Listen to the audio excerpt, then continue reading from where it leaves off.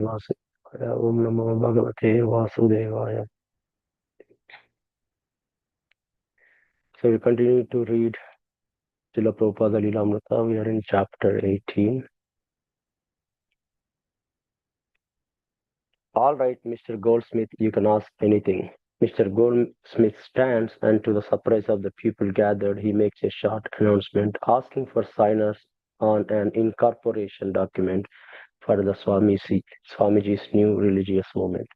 Prabhupada, they are present here. You can take the addresses now. Mr. Goldsmith, I can take them now. Yes, Prabhupada, yes, you can. Bill, you can give your address, and Raphael, you can give yours, and Don, Roy, Mr. Green.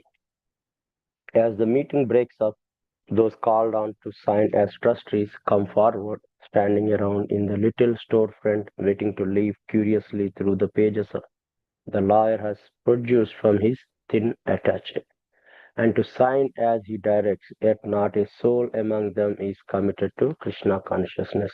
Mr. Goldsmith meets his quota of signers, a handful of sympathizers, with enough reverence towards the Swami to want to help him. The first trustees who will hold office for a year until the first annual meeting of the corporation are Michael Grant, who puts down his name and address without ever reading the document. Mike's girlfriend Jan and James Green.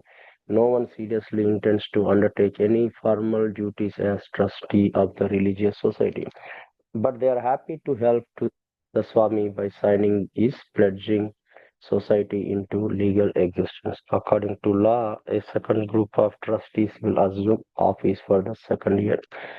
They are Paul Gardiner, Roy, and Don. The trustees for the third year are Carl Eagerness, Ergens, Bill Epstein, and Raphael. None of them know exactly what the half a dozen legal size type pages mean, except the Swamiji is forming the society. Why? For tax exemption in case someone gives a big donation, and for other benefits an official religious society might receive. But these purposes hardly seem urgent or even relevant to the present situation. Who is going to make donations? Except maybe for Mr. Goldsmith, who has any money. But Prabhupada is planning for future, and he's planning for much more than just tax exemptions. He's trying to serve his spiritual predecessors and fulfill the scriptural prediction of a spiritual movement that is to flourish for 10,000 years in the midst of age of Kali. Within the vast Kali age, a period which is to last for 32,000 years, the 1960s are but an insignificant moment. The Vedas describe that the time of the universe revolved through the cycle of four seasons or yugas, and Kali Yuga is the worst of times, in which all spiritual qualities of men diminish until humanity is finally reduced to a bestial civilization devoid of human decency. However, the Vedic literature foretells a golden age of spiritual life, beginning after the advent of Lord Chaitanya and lasting for 10,000 years. An eddy that runs against the current of Kali Yuga, with the vision that soars off to the end of millennium and beyond. Yet, with his 2 feet solidly on the ground of Second Avenue, Prabhupada has begun an international society of Krishna consciousness. He has many practical responsibilities, paying the rent, incorporating his society, and paving the way for a thriving worldwide congregation of devotees. Yet he does not see his humble beginning as a limiting the greater scope of his divine mission.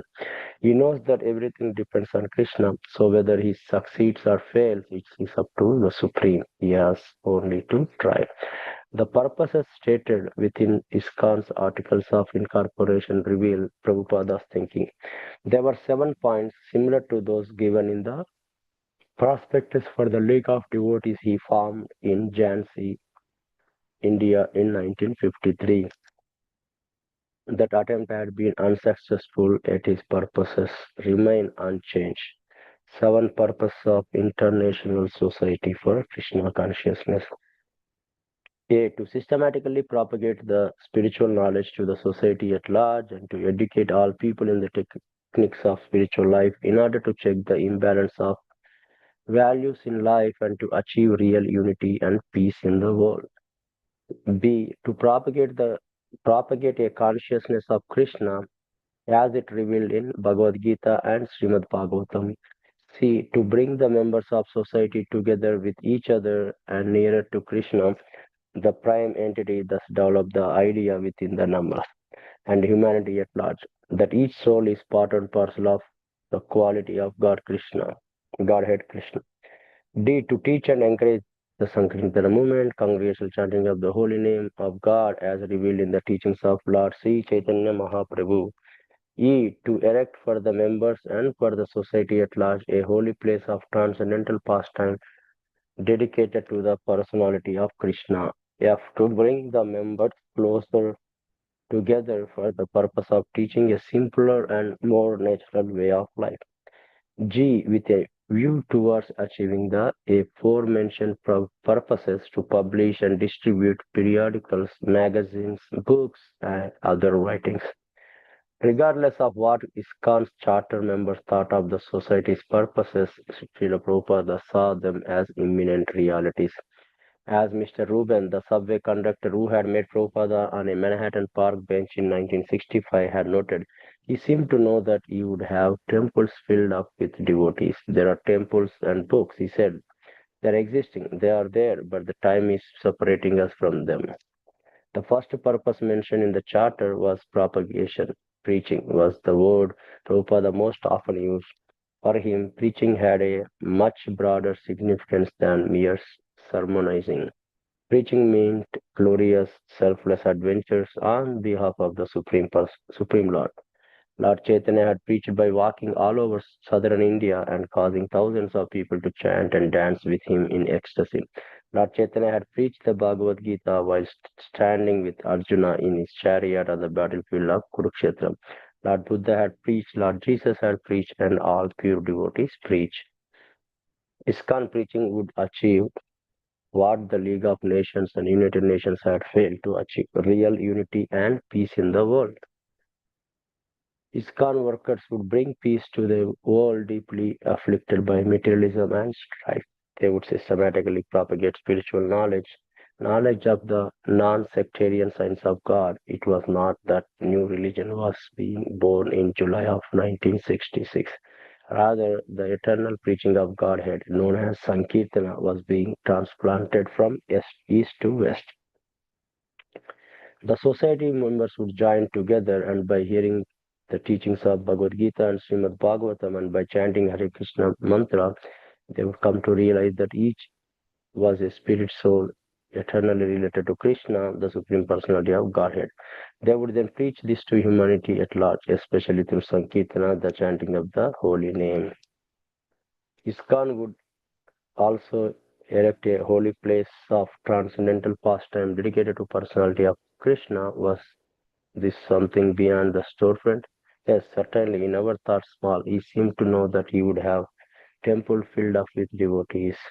He wanted his Khan to demonstrate a simple, more natural way of life, such a life Prabhupada thought of the villages of India where people lived just as Krishna had lived, was most conducive to developing Krishna consciousness.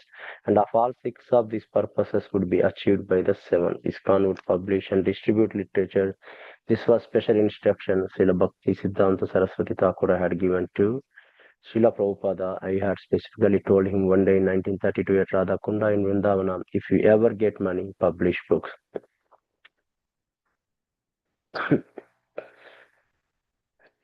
Stop here. As we have read today, in July of 1966, Prabhupada is about to incorporate ISKCON, International Society of Krishna Consciousness. Prabhupada found few people who don't know what they're signing into, and they are ready to sign whatever is given to them without even reading. And I think Prabhupada had started a you know society in Jhansi in India, but it did not uh, go through the way it is expected. But the seven purpose similar to that were given here for ISKCON. And main purpose of this ISKCON is to uh, make this world peaceful and God consciousness. And he wanted ISKCON to demonstrate a simple and more nature of life.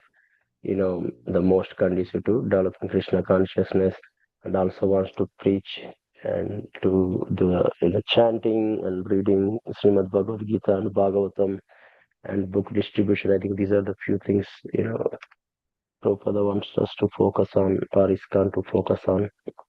And as you see, it's all God sent, and Prabhupada is just making it being an instrument in Krishna's plan. And as you see that, because of that, now we are still, we are doing this and practicing Krishna consciousness. And as it's said in the scriptures, this movement has to be flourishing in next 10,000 years.